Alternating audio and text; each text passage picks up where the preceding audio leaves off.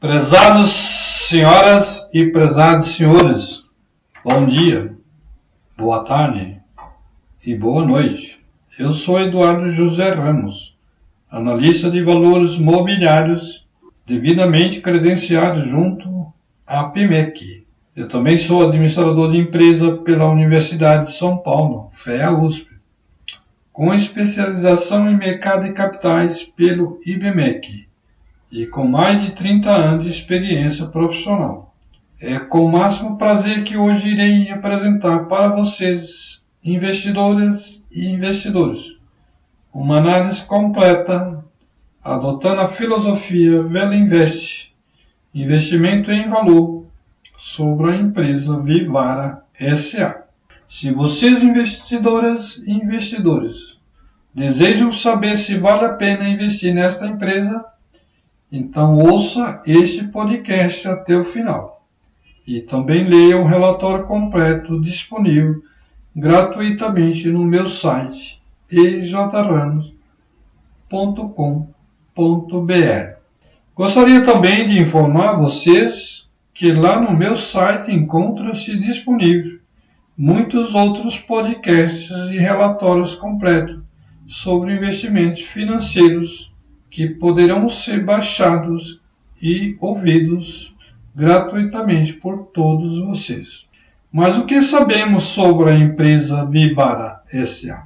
A Vivara é hoje a maior rede de joalherias da América Latina, pois desde 1962, com o compromisso de oferecer joias criadas com o mesmo cuidado com que os antigos ourives faziam joias exclusivas e eterna, a Vivara expandiu seu portfólio e oferece produtos com designs inovador, com qualidade e o melhor custo-benefício da categoria.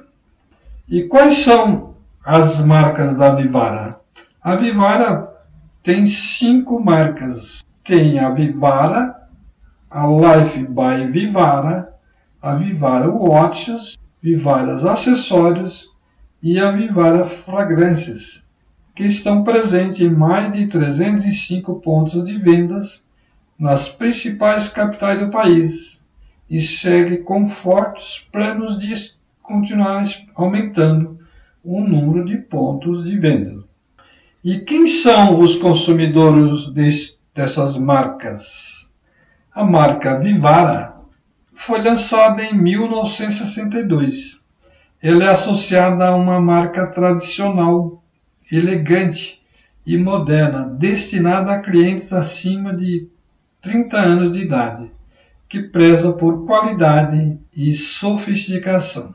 Já a marca Life by Vivara foi lançada em 2011 e ela é associada a um público-alvo mais jovem, acima de 15 anos de idade, que valoriza a moda e procura peças mais descontraídas, colecionáveis e com um preço mais acessível. A marca Vivara Watches foi lançada em 1980 para a venda de relógios de marcas próprias ou de terceiros, com foco no público acima dos 30 anos de idade, que busca relógios clássicos, elegantes e urbanos. Já a marca Vivara Fragrâncias é a marca mais jovem, lançada em 2015. Tem seu foco em mulheres acima de 20 anos de idade e faz parte da sua estratégia de vendas corporativa, que tem como objetivo aumentar a capilaridade de distribuição de seus produtos. A marca Vivara Acessórios foi lançada no ano de 2000.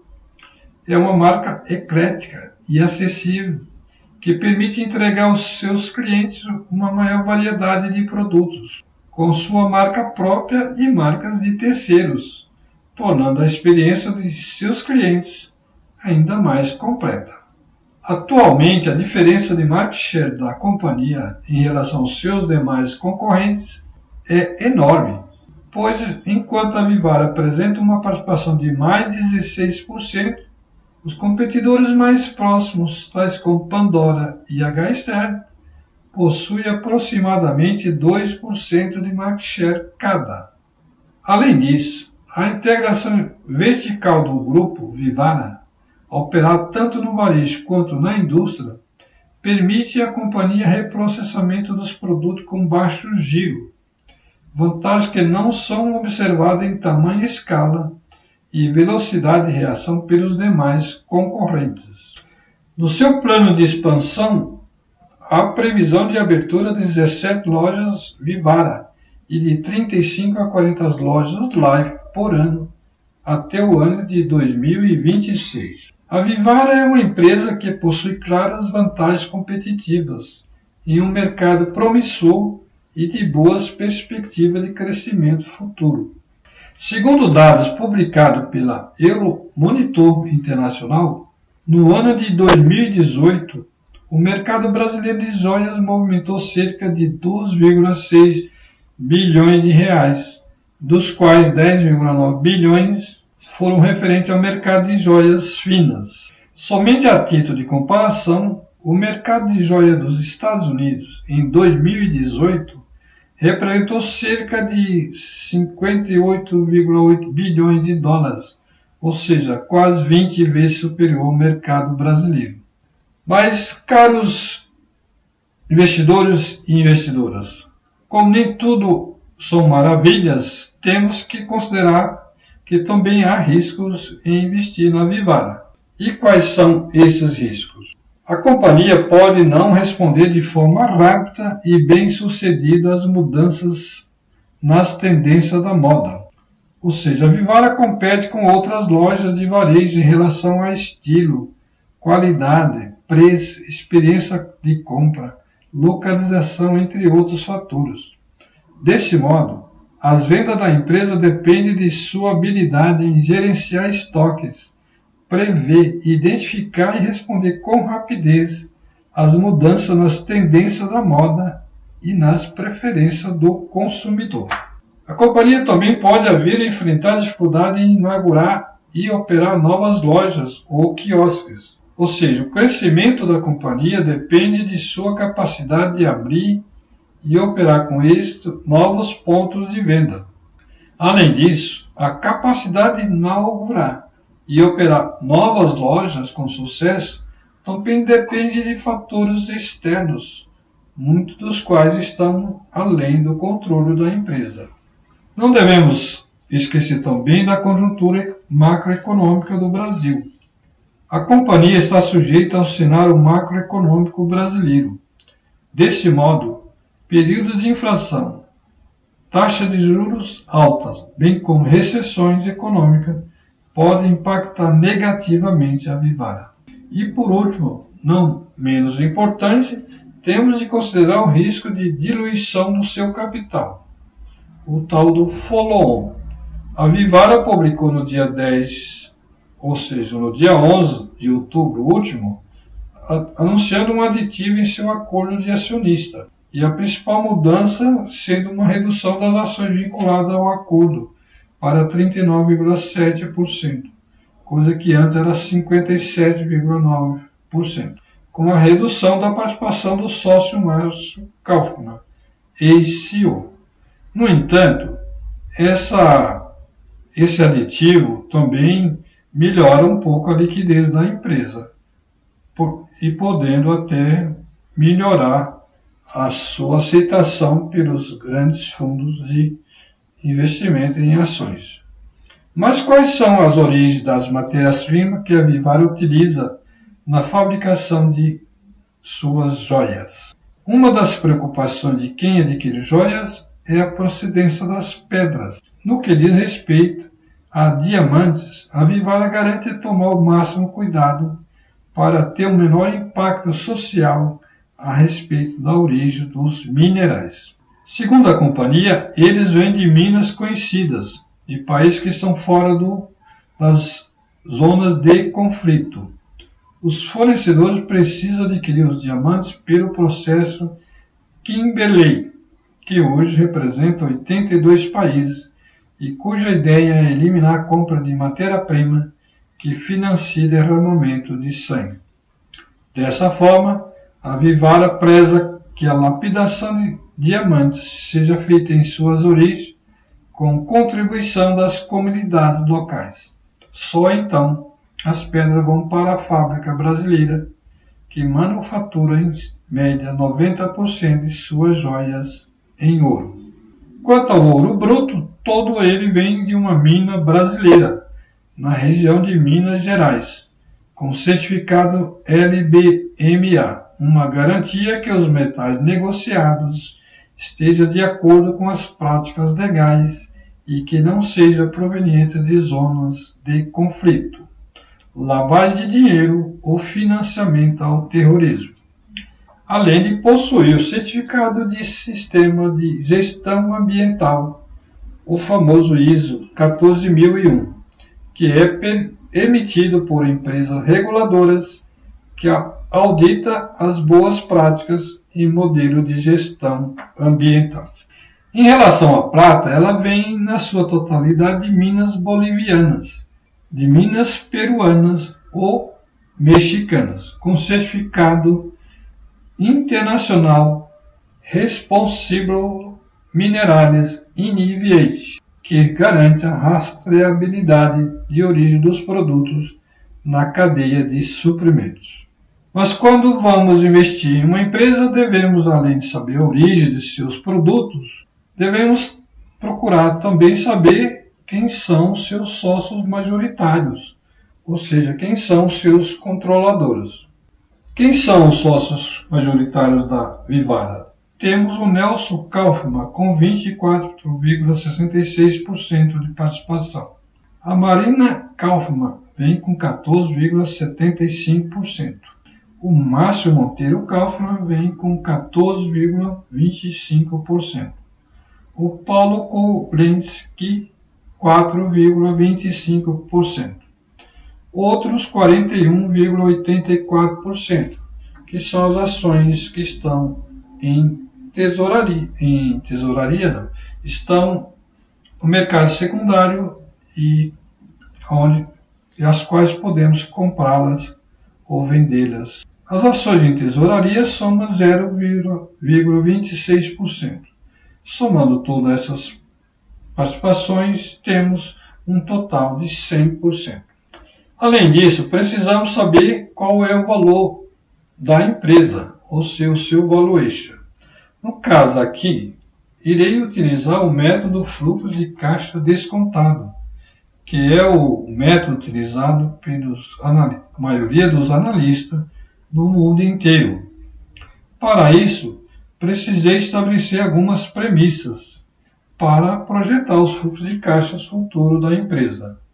Então, eu projetei um crescimento na receita líquida de 22% para o período de 2023 a 2027. Estabeleci também um crescimento de 12% para o período entre 2028 e 2032 e 6% de 2032 até o infinito, que é a fase de perpetuidade. Estabeleci também uma margem de lucro operacional líquida de 22%, uma alíquota de imposto de renda sobre o lucro operacional líquido de 34%, um custo de capital médio ponderado de 3,9%, que será aplicado aos fluxos de caixa futuro da empresa, e investimentos em CAPEX de 7% sobre a receita líquida. Projetando esses fluxos de caixa e trazendo a valor presente, eu cheguei à seguinte soma. Na fase de crescimento, temos um valor de 2.863.664.000 reais. Na fase de perpetuidade, cheguei a um valor presente de 3.868.258.000 reais.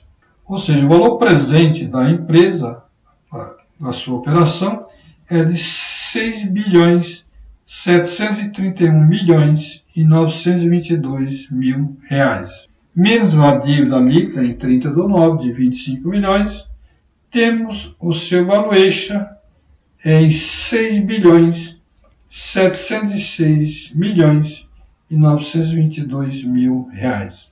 A quantidade de ações da Vivara no momento é de 236,1 milhões de ações. E com isto, dividindo o valor de 6.706 milhões e 922 mil pela quantidade de ações de 236.000,1, obtive o valor justo de cada ação em R$ 28,40, que aplicando uma margem de segurança de 15%, obtive um preço teto de R$ 24,14, bem acima do seu preço de mercado atualmente. E também eu verifiquei o resultado da Vivara no terceiro trimestre de 2022, que foi entre julho e setembro deste ano. A Vivara apresentou os seguintes números. A receita líquida cresceu 16,49%. O lucro bruto cresceu 17,69%. A margem bruta cresceu 0,70%. A EBITDA cresceu 13,4%. No entanto, a margem EBITDA decresceu 0,7% e o lucro líquido decresceu 21%. Segundo a empresa, o crescimento do terceiro trimestre foi impulsionado pelo aumento de cobertura de estoque em todas as categorias de produtos e pelo aumento do número de lojas Vivara e Life. A companhia abriu 13 novos pontos de venda das lojas Life, totalizando 56 unidades ao final do terceiro trimestre de 2022. O desempenho dessas lojas segue muito forte, ao apresentar aumento nos níveis de margem, retorno sobre o capital e crescimento de mesmas lojas. Esse bom desempenho vem se refletir no mix de venda da empresa, pois as lojas Life já representam 28,9% de participação, contra 25,9% registrado no terceiro trimestre de 2021. O crescimento de volume foi novamente um destaque, crescendo 7%, com base em mesmas lojas, e sendo mais 17% em Vivara e 234% na operação da Life. Olhando para a rentabilidade, a margem bruta continua em patamares sólidos, 67,73%, enquanto a margem EBITDA foi levemente pressionada devido ao forte plano de expansão da empresa, reajuste de despesas em lojas e retomada de despesa com manutenção, que levaram a margem EBITDA ajustada a contrair menos 0,7%. para 24,10%. O lucro líquido da empresa foi, no trimestre, de 68 milhões de reais, uma contração de 21% frente às maiores despesas financeiras e um efeito menor dos impostos diferidos nesse trimestre. A empresa afirmou que está otimista em relação ao quarto trimestre de 2022, com expectativa de que seja tão forte quanto o quarto trimestre de 2021. Conclusão. Prezadas investidoras e investidores, depois de toda esta explanação de mais de 15 minutos, eu digo a vocês por que vale a pena investir na Vivara, tendo como horizonte o longo prazo, e pelas seguintes razões. A primeira razão é a posição de liderança no setor de joalheria no Brasil, da Vivara. Como já foi dito, a Vivara possui uma posição de destaque dentro do mercado de joalherias no Brasil. Esse posicionamento favorece a execução do modelo de negócios verticalizado e coloca a companhia em posição privilegiada para melhor se aproveitar das oportunidades proporcionadas pelo mercado. A segunda razão é o modelo de negócio verticalizado e de alta escalabilidade da Vivara. A Vivara é responsável pela criação e design das peças, até a sua distribuição e comercialização. Essa estratégia melhora o controle de qualidade sobre os produtos vendidos pela empresa e também aumenta as suas margens. Também uma terceira razão é a solidez financeira da empresa, O modelo de negócio da companhia apresenta indicadores financeiros comparáveis ou mais fortes que os varejistas nacionais de melhor performance financeira do mercado, com um ROIC acima de 20% nos últimos anos, uma elevada geração de caixa e um perfil de dívida conservador. A companhia se encontra preparada para enfrentar cenários adversos da economia e ter flexibilidade para aproveitar as oportunidades de expansão e investimento. E também não devemos esquecer a capacidade de consolidação do setor. A condição financeiramente sólida da Vivara permite a ela ser capaz de consolidar o setor de joias finas no Brasil, através de novas aquisições. Esse setor ainda é muito fragmentado, tanto é que a Vivara tem hoje uma participação de 16,9%, sendo que em 2019 era apenas 11,4%. Ao passo que seus competidores mais próximos, tais como Pandora e H-Stern, possuem aproximadamente 2% de market share cada. A taxa de crescimento da receita líquida da Vivara foi de aproximadamente, em média, 24,48% no período entre 2019 e 2022, e com perspectiva de manter esse crescimento por muitos anos, em razão de sua política de expansão e de seus negócios através de novas aquisições. O seu preço sobre lucro, ou seja, o PL, no momento é de 15,45 vezes, o menor desde seu IPO em 2019. E seu ROI, retorno sobre o patrimônio líquido, tem se mantido desde 2018 muito acima de 20%. Com base nas premissas que eu já mencionei acima, no transcorrer deste podcast, cheguei a um valor justo das ações da Vivara em 28,40 centavos e que, aplicando uma margem de segurança de 15%, cheguei a um preço teto de R$ 24,14, bem acima do preço de mercado atualmente. Prezadas investidoras e prezados investidores, eram essas informações que eu tinha para passar para vocês. Espero que elas sejam úteis para vocês, assim como tem sido para mim. Agradeço desde já, do fundo do meu coração, pela atenção que me for dispensada.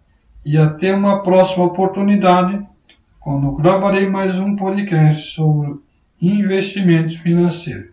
Disclaimer: as informações constantes deste podcast podem ser utilizadas para auxiliar o investidor nas suas decisões de investimento, mas o investidor continua como único responsável pela conveniência, oportunidade e pela tomada de decisão efetiva quanto à compra ou venda dos valores mobiliários, bem como se as análises se adequam ao seu perfil de investimento, conforme a Instrução Normativa número 20/2021 da CVM.